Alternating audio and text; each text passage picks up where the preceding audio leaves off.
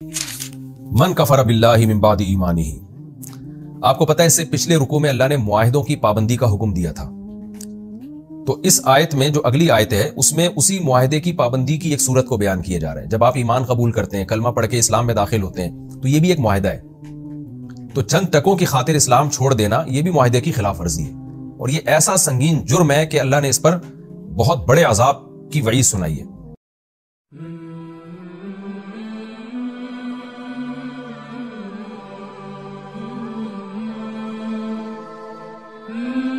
अस्सलाम वालेकुम। हमारे YouTube चैनल पर आप सब बहनों और भाइयों को खुशामदीद। उम्मीद करता हूँ आप सब लोग खैरियत से होंगे। चलिए स्टार्ट करते हैं आज की वीडियो। मन कफर बिल्लाहि मिन बादि ईमानिही। आपको पता है इससे पिछले रुकू में अल्लाह ने मुआहिदों की पाबंदी का हुक्म दिया था। तो इस आयत में जो अगली आयत है उसमें उसी मुआहिदे की पाबंदी की एक सूरत को बयान किया जा रहा है। जब आप ईमान कबूल करते हैं, कलमा पढ़ के इस्लाम में दाखिल होते हैं, तो ये भी एक मुआहिदा है। तो चंद टकों की खातिर इस्लाम छोड़ देना ये भी मुआहिदे की खिलाफ वर्जी है, और ये ऐसा संगीन जुर्म है कि अल्लाह ने इस पर बहुत बड़े अजाब की वईद सुनाई है कि अगर आप दुनिया के चंद टकों की खातिर इस्लाम छोड़ देते हो, अल्लाह से किए हुए मुआहिदे से फिर जाते हो, ये मामूली जुर्म नहीं है। दूसरी बात ये कि बहुत से सहाबा इस्लाम में दाखिल हुए और फिर इतना सख्त उन पर आजमाइशें आई हैं कि एक सहाबी को इतना ज़्यादा टॉर्चर किया गया कि उन्होंने ज़बान से कलमा कुफ्र कह दिया। वो बहुत ज़्यादा उनको टॉर्चर किया जा रहा था। ऐसे भी होता था ना कि बास के साथ ये जुल्म किया गया कि घोड़े से बांधा गया, ऊंट से बांधा गया, एक टांग इस ऊंट से एक टांग इस ऊंट से, और दोनों ऊंटों को दो मुख्तलिफ सिमतों में चला दिया, और वो सहाबी रसूल बीच से उनके दो टुकड़े हो गए। इस तरह की जब अज़ियतनाक सजाएं दी गई तो एक सहाबी ने उस जान बचाने के लिए और उस अजाब से बचने के लिए ज़बान से कलमा कुफ्र कह दिया कि मुशरिकीन को कह दिया कि मैं इस्लाम को मैं छोड़ दिया मैंने। लेकिन वो दिल से मोमिन थे। वो ज़ाहिर सख्ती बहुत ज़्यादा थी, उसकी वजह से अक्सर सहाबा तो अजीमत को इख्तियार करते थे और वो कत्ल हो जाते थे, मार दिया जाता था, उनको शहीद कर दिया जाता था, अजाब में डाला जाता, लेकिन वो कलमे से नहीं फिरते। तो अब वो जो सहाबी थे ना, वो इस अज़ियतनाक मंजर को देखकर उन्होंने ज़बान से कलमा कुफ्र कह दिया। लेकिन उनको ये खतरा लाहिक हुआ कि अल्लाह ने तो मुआहिदे की पाबंदी का हुक्म दिया है, ये तो मैं ऐसा ना हो कि हमेशा के लिए जहन्नम में चला जाऊँ। तो अब बहुत ज़्यादा वो तकलीफ भी बर्दाश्त नहीं हो रही थी। तो उनकी तसल्ली के लिए कुरान ने ये आयतें नाजिल की कि मुआहिदे को तुम पूरा करो, इस्लाम का मुआहिदा भी। लेकिन अगर किसी पर ज़बरदस्ती मजबूर किया गया है, उसको इकराह की हालत है, तो फिर दिल से अगर वो मोमिन होगा, ज़बान से कलमा कुफ्र अगर कह दे, दिल में मुसलमान हो, तो फिर अल्लाह उसको अजाब नहीं देगा, वो अल्लाह के दरबार में मोमिन ही समझा जाएगा। ये इस आयत का मफहूम है। अल्लाह ताला फरमाते हैं मन कफर बिल्लाहि, जो अल्लाह के साथ कुफ्र करे। अल्लाह के साथ कुफ्र का मतलब अल्लाह का इनकार, शिर्क, ख़त्म नबूवत का इनकार, जो भी इस्लाम के बुनियादी अकायदे हैं जो कुरान और हदीस में बहुत वजाहत के साथ बयान किए गए, उनमें किसी अकीदे का इनकार भी अल्लाह के साथ इनकार ही है। इस मज़मून को कुरान में कई जगह बयान किया जा चुका है, मैं उसको रिपीट नहीं करता। मिन बादि ईमानिही, ईमान लाने के बाद, इल्ला मन उक्रिहा, हाँ वो जिसको मजबूर किया जाए, व क़ल्बुहु मुतमइन्नुन बिल ईमान, और उसका दिल ईमान पर मुतमइन हो। यानी दिल में वो ये कहे कि अल्लाह मैं दिल से काफिर नहीं हो रहा, मैं अब इस मुसीबत और तकलीफ से बचने के लिए ज़बान से कुफ्र का इकरार कर लूँ बस। वलाकिन मन शरहा बिल कुफ्री सदरन, हाँ जो दिल से काफिर होगा, जो दिल में भी काफिर हो जाएगा, यानी इस्लाम को अमलन और अकीदतन छोड़ देगा, फ़अलैहिम ग़ज़बुम मिनल्लाह, इन लोगों पर अल्लाह का गज़ब है, व लहुम अज़ाबुन अज़ीम, और इनके लिए बहुत बड़ा अज़ाब। तो इस आयत में अल्लाह ने मुर्तद होने वालों को बड़ी शदीद वईद सुनाई। एक सूरत में आप ज़बान से कलमा कुफ्र ज़ाहिर कर सकते हैं कि आपको बहुत ज़्यादा मजबूर किया जाए। इस आयत से भी पता चला कि जिसको मजबूर ना किया जाए, वो अगर ज़बान से कलमा कुफ्र कह देना तो वो हकीकत में भी काफिर हो जाएगा, चाहे वो दिल से काफिर ना भी। खूब समझ लें, इस पर पूरी उम्मत का इजमा है कि अगर कोई मजाक में भी अपने आप को काफिर कह दे, दिल में उसके काफिर होने की नीयत ना हो, तो वो हकीकत में काफिर हो जाता है, उसका निकाह टूट जाता है, उसका हज बातिल हो जाता है। उसको बाकायदा दोबारा इस्लाम कबूल करना पड़ेगा, दोबारा निकाह करना पड़ेगा, हज ज़ाया हो गया, हज दोबारा करना पड़ेगा। जैसे बाज़ लोग नेशनैलिटी हासिल करने के लिए अपने आप को कादियानी लिख देते हैं, मसलक चेंज कर देते हैं अपना, ऐसा मसलक जो अहले सुन्नत वल जमात का नहीं है, जो गुमराह फ़िरक़ा में अपने आप को शो कर देते हैं, तो ये बहुत बड़ा जुर्म है। और वो कहते हैं हमने तो भाई एक बाहर जाने के लिए किया ये काम। तो खूब समझ लें कि ये भी काफिर हो जाएगा, क्योंकि कलमा कुफ्र ज़बान से कहने की इजाज़त अल्लाह ने हालत इकराह में दी है। इकराह क्या है, मैं उसकी डिटेल अभी बताता हूँ। इकराह में अल्लाह ने इजाज़त दी है, इकराह के अलावा ज़बान से कहेंगे तो हकीकत में काफिर होंगे, चाहे दिल में ना भी। इसलिए मजाक में भी कभी अपने आप को गैर मुस्लिम ना कहें, और डॉक्यूमेंट्स में कभी गैर मुस्लिम ना लिखें अपने आप को। वीज़ा हासिल करने के लिए, नेशनैलिटी के लिए लोग कर देते हैं, कादियानी लिख देते हैं। पहले एक ज़माने में लोग यूरोप के वीज़े के लिए अपने आप को कादियानी लिख देते थे, तो वाकई वो काफिर हो जाएगा, ये बहुत बड़ा जुर्म है। हाँ, इकराह की हालत में अगर आप ज़बान से कलमा कुफ्र कहते हैं तो फिर अल्लाह ने اجازت دی ہے. اس کو رخصت کہتے ہیں. رخصت کا مطلب ہوتا ہے عزیمت. تو یہی ہے کہ آپ برداشت کریں اور قتل کر دیا جائے آپ کو تو آپ شہید کہلائیں گے. دیکھیں کچھ احکام ایسے ہیں جیسے آگے اگلی آیتوں میں آ رہا ہے اگلے رکوع میں کہ حرام کھانے کی آپ کو اجازت ہے جان بچانے کے لیے. تو خوب سمجھ لیں وہ اجازت فرض کے درجے میں.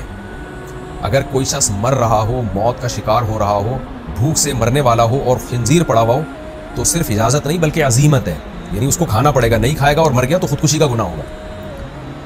تو یہ رخصت عزیمت کے معنی میں, یہ فقہ کی ٹرم ہے, آپ لوگ کو شاید یہ سمجھ میں نہ آئے لیکن جو علماء ہیں وہ سمجھتے ہیں کہ یہ ہے تو رخصت لیکن حقیقت میں حکم ہے, آرڈر ہے. رخصت کا مطلب ہے آپشن ہے کہ کر لو تو ٹھیک ہے, نہیں کرو تو بھی ٹھیک ہے. تو یہاں کرنا پڑے گا. حرام جان بچانے کے لیے کھانا فرض ہو جاتا ہے, وہ حرام رہتا نہیں ہے اصل میں اس صورت میں. لیکن ایمان جو ہے اس میں جو اللہ نے اجازت دی ہے تو یہ اجازت رخصت کے معنی میں ہے, یعنی آپشنل ہے کہ آپ جان بچانے کے لیے زبان سے کلمہ کفر کہہ بھی سکتے ہیں اور یہ بھی آپ کو حق ہے کہ جان نہ بچائیں اور ایمان پر قائم رہیں اور اگلا آپ کو قتل کر دے. تو یہ شہادت کہلائے گی پھر. یعنی ایسی صورت میں کلمہ کفر کہنا فرض نہیں ہو جاتا, جائز ہو جاتا ہے. کیونکہ بہت سارے صحابہ تھے جن کو قتل کیا گیا, بہت ٹارچر کیا گیا, انہوں نے کلمہ کفر نہیں نکالا زبان سے اور وہ شہید ہو گئے. تو اس لیے جو ہے نا قرآن کی آیتوں کا ہمیں علماء سے جو صدیوں سے فقہا چلے آ رہے ہیں انہوں نے جو تشریح کی ہے احکام کی, اسی تشریح کو فالو کرنا پڑے گا. تو وہ تشریح یہی ہے کہ اگر آپ موت کے خوف سے خنزیر کھائیں تو یہ واجب ہو جائے گا, اگر نہیں کھائیں گے تو آپ کو گناہ ملے گا. یعنی اگر کوئی مر رہا ہے نا اور اس کے پاس کوئی خوراک ہی نہیں ہے کھانے کے لیے تو پھر حرام بھی کھانا پڑے تو اس کو کھانا واجب ہو جائے گا, بلکہ اس پر چوری بھی واجب ہو جاتی ہے جان بچانے کے لیے. مثال کے طور پر آپ مر رہے ہیں, آپ کے پاس روٹی خریدنے کے پیسے نہیں اور بھوک سے آپ کی جان نکل رہی ہے اور مجبور ہیں آپ کو پتہ ہے کہ روٹی تندور والے کے پاس پڑی ہوئی ہے, میرے پاس پیسے نہیں ہے تو مجھے چوری ہی کرنی پڑے گی. تو جان بچانے کے لیے پھر آپ پر یہ بھی واجب ہو جائے گا کہ آپ وہ چوری کر کے کھا لیں, بے شک پہلے جان بچائیں. اگر کوئی کہتا ہے نہیں جی میں چوری نہیں کروں گا بھلے میں بھوک سے مر جاؤں, تو مرنے پہ خودکشی کا گناہ ہوگا. اس کو خوب سمجھ لیں.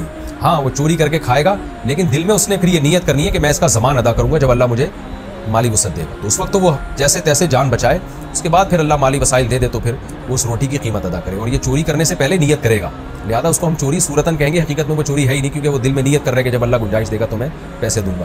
لیکن عام حالات میں یہ جائز نہیں ہے کہ آپ کسی کی روٹی چوری کر لیں اس نیت کے ساتھ کہ میں بعد میں پیسے دے دوں گا. لیکن جان بچانے کے لیے صرف جائز نہیں بلکہ واجب ہو جائے گا. لیکن ایمان کا مسئلہ یہ ہے کہ اگر آپ اس پر قائم رہتے ہیں کہ آپ کہتے ہیں نہیں مجھے قتل کر دو, میں کلمہ کفر نہیں کہوں گا, تو پھر خودکشی کا گناہ نہیں بلکہ شہادت کا ثواب ملے گا. تو اب کون سا جبر ایسا ہے جس میں کلمہ کفر زبان سے کہنے کی اجازت ہے؟ تو خوب سمجھ لیں کہ اکراہ کی دو قسمیں ہیں. ایک کو اکراہ ملجی کہا جاتا ہے, ایک کو غیر ملجی. ملجی کا معنی وہ اکراہ جو آپ کو مجبور کر دے, یعنی اتنا آپ پہ ٹارچر کیا جائے. تو وہ ٹارچر ہے قتل کی دھمکی, ایسی دھمکی جس میں آپ کو غالب گمان ہو کہ واقعی قتل کر دیں گے مجھے, یا معذور ہونے کی دھمکی. آپ کو پتہ اتنا ماریں گے کہ میں اپاہج ہو جاؤں گا, یعنی میری بینائی چلی جائے, ایک آنکھ کی بینائی چلی جائے یا دونوں کی, ایک آنکھ کی بھی چلی جائے تو وہ بھی مجبور ہے, یا میرا ہاتھ مفلوج ہو جائے گا, یا میں پاؤں سے معذور ہو جاؤں گا, یعنی معذوری. تو یہ بھی اس میں داخل ہے. اور تیسری چیز ہے ضرب شدید. معذور تو نہیں ہوں گا لیکن بے تحاشا مارا جائے گا مجھے, جیسے بہت درندوں کی طرح پیٹتے ہیں نا, ایک دو تھپڑ یہ اکراہ میں داخل نہیں ہوتے. اور چوتھی چیز ہے حبس طویل. طویل عرصے کے لیے مجھے قید کر دیا جائے گا, یعنی بند کر دیا جائے گا جیل میں یا کہیں گھر میں, طویل عرصے کے لیے میں زمین میں چلنے پھرنے سے عاجز ہو جاؤں گا. تو اس چار قسم کے جبر کو اکراہ ملجی کہا جاتا ہے فقہ کی اصطلاح میں. اس کے شریعت میں کچھ الگ احکامات ہیں. اور ایک اکراہ ہوتا ہے غیر ملجی. غیر ملجی کا مطلب نہ قتل کی دھمکی ہے, نہ معذور ہونے کی, نہ بہت لمبی قید ہے, اور نہ بے تحاشا مار پیٹ ہے. تو ڈانٹ رہا ہے کوئی, یا آپ کو جاب نہیں ملے گی, یا ایسا ہوگا کہ جی آپ کو ویزا نہیں ملے گا. یہ تو اکراہ ہے ہی نہیں نا, یہ سب چیزیں. تو یہ تو آپ کو جو مزے لگے ہوئے تھے وہ نہیں مل رہے آپ کو, یا ہلکا دو چار تھپڑ لگا دے کوئی, تو یہ اکراہ میں داخل نہیں ہے. اور ایسی صورت میں کلمہ کفر زبان سے نکالنے کی اجازت بھی نہیں ہے. تو خوب سمجھ لیں یہاں وہ اکراہ مراد ہے جو اکراہ ملجی ہو. غیر ملجی اکراہ, اس میں آپ کلمہ کفر زبان سے نہیں کہہ سکتے. ایک بات تو یہ. دوسری بات یہ کہ اللہ تعالیٰ نے یہ کہا کہ جو زبان سے کلمہ کفر کہے لیکن دل اس کا مطمئن ہو, دل میں وہ نیت کرے کہ اللہ میں اوپر سے کہہ رہا ہوں, میں ہوں مسلمان. آگے اللہ نے فرمایا وَلَٰكِن مَنْ شَرَحَ بِالْكُفْرِ صَدْرًا. ہاں جو دل سے بھی کافر ہو جائے گا, زبان سے بھی کہہ رہا ہے اور دل میں بھی یہ نیت کہ میں اسلام کو چھوڑ رہا ہوں, اس پر اللہ کا غضب ہے. اس آیت کے تحت علماء نے لکھا ہے کہ وسوسے جو کفر کے آتے ہیں نا, اس کی بھی اللہ نے نفی کر دی ہے کہ اس پر بھی اللہ کا غضب نہیں ہوگا. کیوں؟ من شرح بالکفر صدرن, شرح صدر ہو پورے اطمینان کے ساتھ.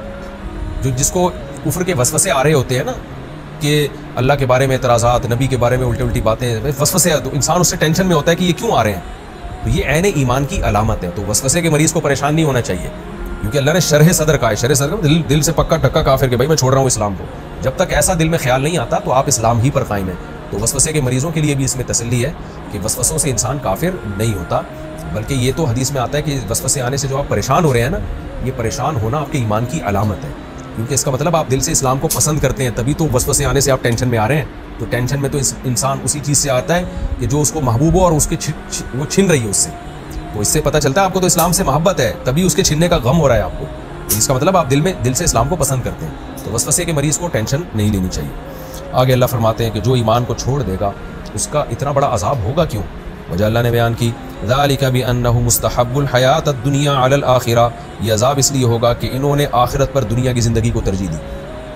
اس میں اللہ نے ایک زبردست بات بھی بتا دی، جو لوگ اسلام کو چھوڑتے ہیں نا، وہ دلیل کی بیس پہ نہیں چھوڑ رہے ہوتے، خواہشات کی بیس پہ چھوڑ رہے ہوتے ہیں۔ آج کتنے لوگ کہتے ہیں یار ہمیں اسلام پر اعتراضات ہیں، اس وجہ سے ہم اسلام چھوڑ رہے ہیں، وہ لیبل یہ لگا رہے ہوتے ہیں، اور اگر بالفرض ان کو اسلام پہ کوئی اعتراض ہے تو جس کفر کی طرف جا رہے ہو کیا اس پہ اعتراض نہیں ہے تمہیں؟ اس میں تو 20 قسم کے اعتراضات ہونے چاہیے۔ آج لوگوں کو اسلام کے نا چھوٹے چھوٹے احکام، یہ حکم میری سمجھ میں نہیں آتا، یہ کیسی بات کی اسلام نے؟ بھائی تم اسلام کو چھوڑ کر جس لائف اسٹائل کو فالو کر رہے ہو اس کی تو ساری باتیں ہی الٹی ہیں۔ تو اس لیے اللہ کہتے ہیں دلیل کی بیس پہ نہیں، یہ خواہشات کی بیس پہ چھوڑ رہے ہوتے ہیں، کیونکہ کفر میں خواہشات بہت ہیں، زنا بھی ہے، شراب بھی ہے، نائٹ کلب بھی ہیں، ماں باپ کو اولڈ ہاؤس میں بھی جمع کرا دو، بہت ساری فسادات ہیں۔ تو یہ دنیا کی زندگی، دنیا کے چند ٹکوں کو آخرت پہ ترجیح دیتے ہیں، یہ اس کی بیس ہوتی ہے۔ تو اللہ ان کو اس لیے عذاب دے گا کہ جو ہمیشہ والی زندگی تم اس کو بھول گئے اور دنیا کی چند لذتوں کے پیچھے پڑھ کر تم نے اسلام کو کیوں چھوڑا۔ اس لیے اللہ فرماتے ہیں ذالک بانہ مستحب الحیات الدنیا علی الاخرہ، یہ عذاب اس لیے ہوگا کہ انہوں نے دنیاوی زندگی کو آخرت پر ترجیح دی، وان اللہ لا یہدی القوم الکافرین، اور اس لیے بھی ہوگا کہ اللہ ایسے کافروں کو ہدایت نہیں دیتا کہ جو دنیا کی زندگی کو آخرت پر ترجیح دیتے ہیں، جب ان کو ہدایت نہیں ملتی تو اور گمراہی کی طرف پھر جانا شروع ہو جاتے ہیں۔ تو اسلام کو جب چھوڑیں گے نا تو بہت سارے سیدھے ٹریک سے ہٹیں گے، ہر چیز ان کی الٹی ہونا شروع ہو جائے گی، جس کے نتیجے میں ان کے لیے پھر اللہ کا غضب اور اللہ کا عذاب، پھر یہ یقینی بات ہے۔